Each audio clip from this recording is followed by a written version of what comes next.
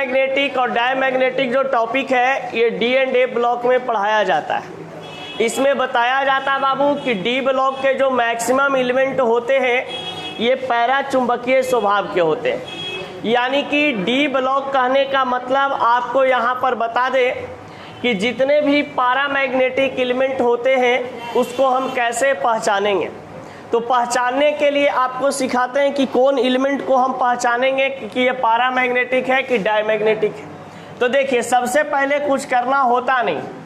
अगर आपके पास कोई एलिमेंट दिया हुआ है, उस एलिमेंट को आप इलेक्ट्रॉनिक कन्फिग्रेशन करेंगे और इलेक्ट्रॉनिक कन्फिग्रेशन करेंगे तो यहाँ पर आपको दिखाई देगा कि यदि डी सबसेल में इलेक्ट्रॉन की संख्या 1 से लेकर के 9 तक रहता है, 9 तक रहते हैं, तो हम डायरेक्ट कह देते हैं कि ये जो एलिमेंट हमारे पास होंगे ये एलिमेंट कौन सा नेचर का होगा, पैरामैग्नेटिक नेचर का होगा। यानी कि पैरामैग्नेटिक होने के लिए एलिमेंट को डी सबसेल में कितना इलेक्ट्रॉन की उपस्थिति रखना होता है, 1 से 9 इलेक्ट्रॉन। और पारा चुंबकीय कहने का मतलब होता है पैरामैग्नेटिक कि जो चुंबक से आकर्षण हो, यानी कि चुंबक से जो सटता हो। तो इसको ऐसे भी याद कर सकते हैं, पारा चुंबकीय यानी कि पी से पारा और पी से पास आना, पी से पास आना, यानी कि जो चुंबक के पास आ जाता है धातु उसको हम क्या कहते हैं, पैरा चुंबकीय कहते हैं। जैसे लोहा उहा का नाम सुने हो ना आप लोग, तो लोहा भी एक प्रकार का क्या चीज होता है, पैरा चुंबकीय होते हैं, यानी पैरामैग्नेटिक होते हैं। तो चुंबक के प्रति जो आकर्षण धातु तत्व आपको दिखाई देता है कि ये धातु तत्व है जो चुंबक के प्रति आकर्षित हो रहा है, उस धातु को हम क्या कह देते हैं, पैरा चुंबकीय। अब केमिस्ट्री के भाषा में कहा जाता है कि कैसे हम पहचानेंगे कि कोई एलिमेंट हमारा पैरामैग्नेटिक नेचर का है। तो पैरामैग्नेटिक में बस इतना ही याद रखना है कि डी सबसेल में कितना इलेक्ट्रॉन की संख्या हो, 1 से 9 इलेक्ट्रॉन। समझ गए ना। इसमें 3 होते हैं जो डायमैग्नेटिक होते हैं जनरली, जो एक्सेप्शन में भी बताए थे, जिंक, कैडमियम और Hg। ये 3 एलिमेंट ऐसा होता है जो अपना ऑर्बिट में कितना इलेक्ट्रॉन रखता है, 10 इलेक्ट्रॉन रखते हैं। तो 10 इलेक्ट्रॉन रखने वाला जो पदार्थ होगा, यानी कि जो तत्व होंगे, वो क्या कहलाएंगे, डायमैग्नेटिक। तो चलिए यहाँ पर लिख सकते हैं हम लोग कि वैसा तत्व जिसका विन्यास करने पर डी उपकक्षा में इलेक्ट्रॉन की संख्या 1 से 9 तक होता है, उस तत्व को पैरामैग्नेटिक कहते हैं। Which element doing electronic configuration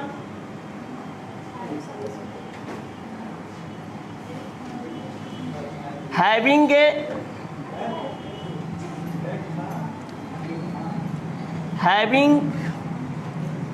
D subcell electron 1 to 9, that element is called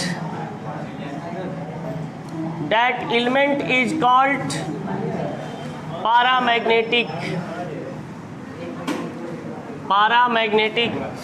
यानी वैसा तत्व जिनको विन्यास करते हैं और विन्यास करने पर हमारा डी सबसेल में कितना इलेक्ट्रॉन जाता है, 1 से 9 इलेक्ट्रॉन, उसको हम क्या कह देते हैं, पैरामैग्नेटिक। कोई दिक्कत? चलिए जल्दी इसको नोट कीजिए फटाफट।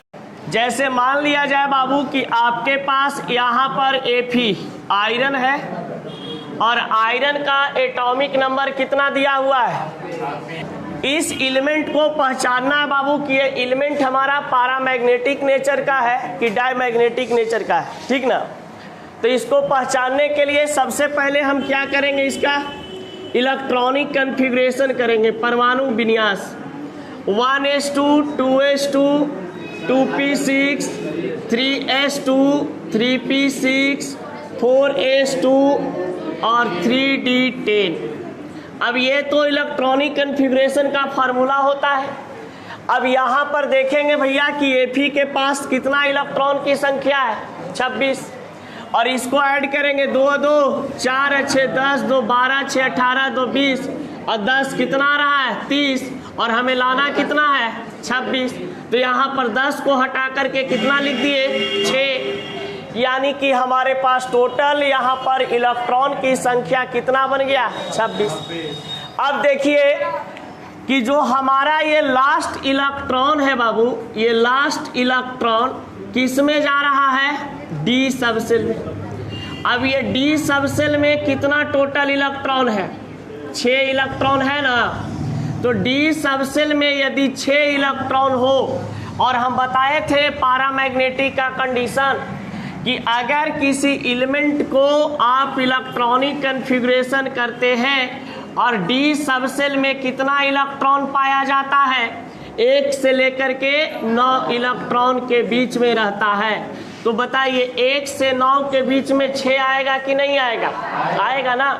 यानी कि ये जो हमारा आयरन था, ये आयरन किस नेचर का एलिमेंट है, पैरामैग्नेटिक नेचर का है। पैरामैग्नेटिक, पैरामैग्नेटिक कहने का मतलब प्रति चुंबकीय भी होता है। केमिस्ट्री में इसको हम लोग पैरा चुंबकीय भी कहते हैं, पैरा चुंबकीय भी कहते हैं। और पैरा चुंबकीय का मतलब होता है पास होना, किसके पास होना, चुंबक से सटने वाला, चुंबक से सटने वाला। तो चुंबक से सटने वाला पदार्थ लोहा होता है कि नहीं होता है, होता है ना। यानी कि जो चुंबक से सट जाए उसे हम क्या चीज कहते हैं, पैरा चुंबकीय, पैरामैग्नेटिक। जो चुंबक से नहीं सटता है उसको हम पैरामैग्नेटिक नहीं कहते, वो डायमैग्नेटिक हो जाता है। तो इस प्रकार से हम पैरामैग्नेटिक को पहचान कर सकते हैं कि नहीं कर सकते हैं। अब देखो एक एग्जाम्पल आपके पास यहाँ पर और दे दिया जाए, जैसे दिया हुआ है जिंक +2। अब जिंक +2 जो आपके पास दिए हैं, तो जिंक का एटॉमिक नंबर कितना होता है 30। तो इसका कहने का मतलब कि जिंक +2 यहाँ पर साइन लगा हुआ है, तो इसके पास इलेक्ट्रॉन की संख्या 30 ही होगी कि 28 होगी, क्योंकि जब प्लस का साइन होता है तो घट जाता है ना। तो बताइए कि यहाँ पर इलेक्ट्रॉनिक कन्फिग्रेशन कितना इलेक्ट्रॉन लेकर के चलना पड़ेगा हमको, 28। तो 1s2 2s2 2p6 3s2 3p6 4s2 और 3d8 हो जाएगा। अब बताइए डी सबसेल में कितना इलेक्ट्रॉन आ रहा है, 8 इलेक्ट्रॉन। यानी कि जिंक +2 अगर रहता है, Zn+2 रहता है, तो ये कौन नेचर का हो जाएगा, पैरामैग्नेटिक नेचर का हो जाएगा। लेकिन यदि सिर्फ जिंक रहता तो यहाँ पर डी के पास कितना इलेक्ट्रॉन हो जाते, 10। तो 10 होने पर ये कौन सा नेचर का हो जाता, डायमैग्नेटिक। तो जिंक जो है अगर उस पर कोई चार्ज नहीं रहता है तो वह डायमैग्नेटिक नेचर का होता है, और Zn+2 चार्ज अगर दे दिया जाए तो वो आपका किस नेचर का हो जाता है, पैरामैग्नेटिक नेचर का। कोई दिक्कत, चलिए अब इसको नोट कीजिए सब लोग। डायमैग्नेटिक बाबू कहा जाता है कि अगर आपके पास कोई डी ब्लॉक का एलिमेंट होता है, और डी ब्लॉक का कोई एलिमेंट को हम कैसे पहचानेंगे कि ये डायमैग्नेटिक नेचर का है, समझ गए। तो जनरली कहा जाता है कि डी ब्लॉक के एलिमेंट जो होते हैं इसको इलेक्ट्रॉनिक कन्फिग्रेशन करेंगे, और इलेक्ट्रॉनिक कन्फिग्रेशन करने के बाद यहाँ पर डी सबसेल में इलेक्ट्रॉन कितना पाया जाएगा, 10 इलेक्ट्रॉन। यानी कि 10 ऐसे इलेक्ट्रॉन आपके पास डी सबसेल में उपस्थित होते हैं। तो इस एलिमेंट को हम बोल देते हैं कौन सा नेचर का, डायमैग्नेटिक। अब डायमैग्नेटिक नेचर जो होता है इसका मतलब होता है कि ये चुंबक में नहीं सटता है, चुंबक में नहीं सटता है। अब आपके पास यहाँ पर डी ब्लॉक एलिमेंट में 3 ऐसे एक्सेप्शन एलिमेंट है जो आपके पास बताया गया होगा। एक्सेप्शन एलिमेंट में एक आता है जिंक, एक आता है सीडी और एक आता है एचजी। यानी कि जिंक, कैडमियम और एचजी ऐसे एलिमेंट हैं जिसको इलेक्ट्रॉनिक कन्फिग्रेशन आप करोगे तो डी सबसेल में कितना इलेक्ट्रॉन पाया जाएगा, तो ये डी सबसेल में 10 इलेक्ट्रॉन पाए जाएंगे। तो 10 इलेक्ट्रॉन जब पाए जाएंगे तो डायरेक्ट कह देंगे कि भैया ये सभी चीज हमारे पास क्या चीज है, डी ब्लॉक का एलिमेंट है। और जिंक, कैडमियम, एचजी ये तीनों जो है ये कहा जाता है कि ग्रुप 12 से बिलोंग करता है और पीरियड कितना से बिलोंग करता है, तो 4 से। यानी कि डी ब्लॉक में ग्रुप 12 जो आपके पास दिए गए हैं ये जिंक रहता है और ये कैडमियम रहते हैं और एचजी रहते हैं। समझ गए। लास्ट में जब ऐसे डी ब्लॉक में कुछ बता रहे होंगे तो इस तरीका से बताया गया होगा कि हमारे पास ये डी ब्लॉक होता है 3 से लेकर के यहाँ पर 12, यहाँ पर जिंक होते हैं, यहाँ पर कैडमियम होता है, यहाँ पर यूबी होता है। ये 4 ऐसे एलिमेंट है जिसमें इसका तो उपयोग होता नहीं है कहीं पे। तो जिंक, कैडमियम और एचजी जो आपके पास है ये यहाँ पर टोटल डी सबसेल में कितना इलेक्ट्रॉन रखते हैं, 10 इलेक्ट्रॉन। और जब 10 इलेक्ट्रॉन रखेंगे तो इसको हम बोल देंगे क्या चीज, डायमैग्नेटिक नेचर। अब जैसे आपके पास दिया हुआ रहता है Ni-2 या Ni+2 अगर सपोज डेट दे दिया जाए ऐसे समझाने के लिए, तो देखिए कैसे आप निकाल सकते हैं। पहले एक समझ लो जिंक का। जैसे मान लिया जाए आपके पास जिंक दिया गया है 30। अब जिंक का इलेक्ट्रॉनिक कन्फिग्रेशन करिएगा तो क्या निकल के आएगा, 1s2, 2s2, 2p6, 3s2, 3p6, 4s2 और यहाँ पर आएगा 3d10। अब बताइए 2 2 4 6 10, 2 12 6 18, 2 20 और 10 30। यानी कहने का मतलब 30 इलेक्ट्रॉन यहाँ पर भी था और 30 इलेक्ट्रॉन ऊपर वाला जोड़ के भी हो रहा है। लेकिन बताइए कि डी सबसेल में कितना इलेक्ट्रॉन आ रहा है, 10 इलेक्ट्रॉन। तो जब डी सबसेल में 10 इलेक्ट्रॉन आ जाते हैं तो इस एलिमेंट को कौन सा नेचर का बोलेंगे, डायमैग्नेटिक नेचर का। अब ये डायमैग्नेटिक नेचर पहचानने का ही रूल होता है कि जब आपके पास कोई भी एलिमेंट आपके पास दिया हुआ रहे और इलेक्ट्रॉनिक कन्फिग्रेशन करने के बाद डी सबसेल में कितना इलेक्ट्रॉन की उपस्थिति हो, 10, तो उसको हम भैया क्या बोल देंगे, डायमैग्नेटिक। कोई दिक्कत, बस 3 ही है। और उसके बाद इसीलिए तो लिखवाए कि डी ब्लॉक के मैक्सिमम एलिमेंट पैरामैग्नेटिक नेचर का होते हैं। प्रॉपर्टीज में लिखाया गया होगा कि अधिकतर जो तत्व होते हैं डी ब्लॉक का वो कौन सा नेचर का होता है, पैरामैग्नेटिक नेचर का। चलिए इसको जरा लिखिए फटाक से, उसके बाद एक एग्जाम्पल और करवाते हैं। यहाँ पर बताया गया है ट्रांजिशन मेटल कंपाउंड, यानी संक्रमण धातु का मुख्य कंपाउंड के बारे में, यौगिक के बारे में।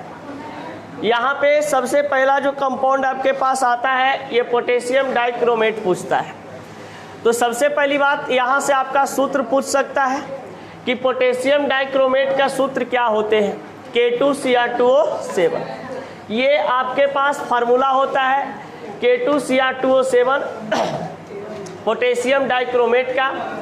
अब देखिए इसमें कि कौन से इसमें ऐसे आपके पास एलिमेंट है जो मेटल का काम कर रहा है, क्रोमियम।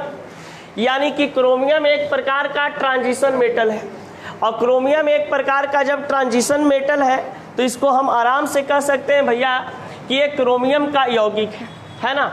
जैसे मान लिया जाए किसी के शादी ब्याह में गए तो सबसे ज़्यादा इम्पोर्टेंस किसको दिया जाता है, दूल्हा को या दुल्हन को, यही ना किया जाता है। देखिएगा वो दिन एकदम सेलिब्रिटी से कम नहीं होता है, लौंडा जिसका ब्याह होता है वो एकदम सेलिब्रिटी से कम नहीं होता, मार के उसके साथ लोग सेल्फी लेता है, समझ गए। लेकिन ऐसा नहीं करना चाहिए, समझ गए ना। ऐसे करने से क्या होता है, दूल्हा या दुल्हन का भाव बढ़ जाता है, समझ गए। ओरा साथे कोई फोटोए मत खींचाओ, समझ गया, तब देखो उसका रिएक्शन। एगो ऐसे ही लड़की वीडियो वायरल हो रहा है, जानते हो कुछ, एगो लड़की है दुल्हन बनी है, करी ना, रोने का टाइम कब आता है बता देना, रोएंगे उस टाइम, समझ गए। करीब बोल रहा है लड़की, वो पूछ रही है कि रोया कब जाता है हमको बता देना, नहीं तो नहीं रोएंगे ना तो मम्मी धर के बड़ी मार मारेगी, समझ गए। तो देखिए यही बात है कि पोटेशियम डाइक्रोमेट में यहाँ पर सबसे ज़्यादा इंपॉर्टेंस किसको दिया जाएगा बाबू? क्रोमियम को। समझ गए ना? अब कहा जाता है कि पोटेशियम डाइक्रोमेट बनाया कैसे जाता है।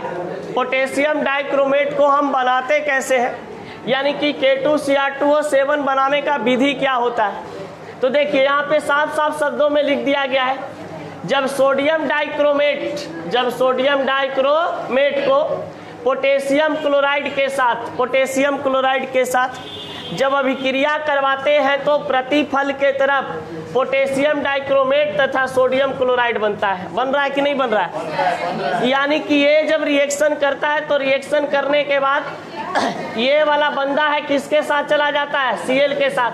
यहाँ पे 2 सोडियम 2 क्लोरीन के साथ शिफ्ट हो जाता है और यहाँ जगह खाली होता है तो इसके जगह पर कौन चल जाता है? ये वाला चल जाता है। समझ गए ना? यानी कि यहाँ पर सिंगल डिस्प्लेसमेंट रिएक्शन होता है, एक का जगह परिवर्तन हो जाता है। समझ गए ना?